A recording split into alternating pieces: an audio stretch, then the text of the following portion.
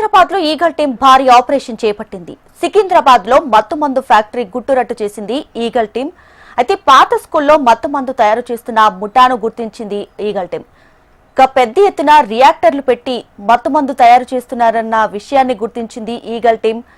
తయారు చేసిన మత్తుమందుని తీసుకెళ్తుండగా eagle team పట్టుకున్నారు.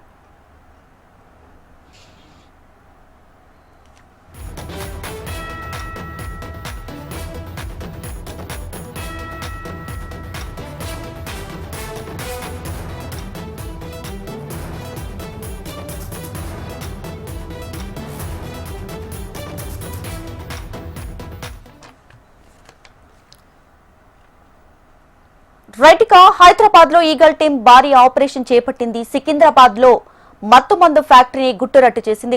ఓవరాల్ గా పూర్తి సమాచారంతో హైదరాబాద్ బ్యూరో చీఫ్ రమణ సిద్ధంగా ఉన్నారు. మరిన్ని డీటెయిల్స్ అందిస్తారు రమణ.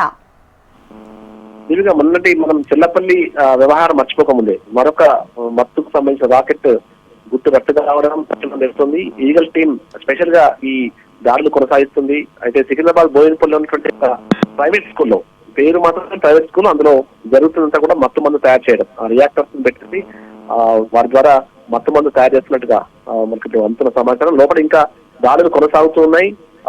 పెద్ద మొత్తంలో 100 కోట్ల పైనే ఈ యొక్క అల్ఫోజామ్ సంబంధించిన మందు ఇక్కడ ఇంటికైతే చెప్తున్నారు. పూర్తి స్థాయి సమాచారం రావాల్సి ఉంది, కానీ మత్తు మందు తయారు కేంద్రంగా హైదరాబాద్ మార్చడం మాత్రం ఆందోళన కలిగిస్తుంది. ఎందుకంటే మొదటి వరకు మనం మామూలుగా డ్రగ్స్ గురించి మాట్లాడుకుంటూ ఉన్నాం, కానీ ఇప్పుడు స్థానికంగా కొన్ని మత్తు పదార్థాలను తయారు చేసి వాటి విదేశాలకు కూడా తరలించే స్థాయికి ఇక్కడ ఉన్నటువంటి 100 మంది వ్యక్తులు చేరుకున్నట్టుగా చెప్తున్నారు. ఇదంతా కూడా చాలా పెద్ద మొత్తంలో నెట్వర్క్ ఉన్నట్టుగా అయితే సమాచారం. ఏదేమైనా మన శివారు మనకు చెల్లపల్లిలో జరిగినటువంటి ఇన్సిడెంట్, ఆ తర్వాత ఇప్పుడు తాజాగా ఈ సికింద్రాబాద్ బోయినపల్లిలో ఈ మత్తు మంది ఇంత పెద్ద మొత్తంలో పట్టుబడం అయితే తీవ్ర కలకలం రేపుతుందని చెప్పాలి. ఈగల్ టీం అయితే ఇంకా లోపల దాడులు కొనసాగిస్తుంది. జగన్కి ఎవరున్నారు, ఈ మొత్తం ఆ నెట్వర్క్ ఏంటి అనే విషయంలో పూర్తి స్థాయిలో ఆరా తీస్తున్నారు. మరి కాసేపట్లోనే పూర్తి సమాచారం వచ్చే అవకాశం ఉంది. Deepika. Right Ramana, thank you.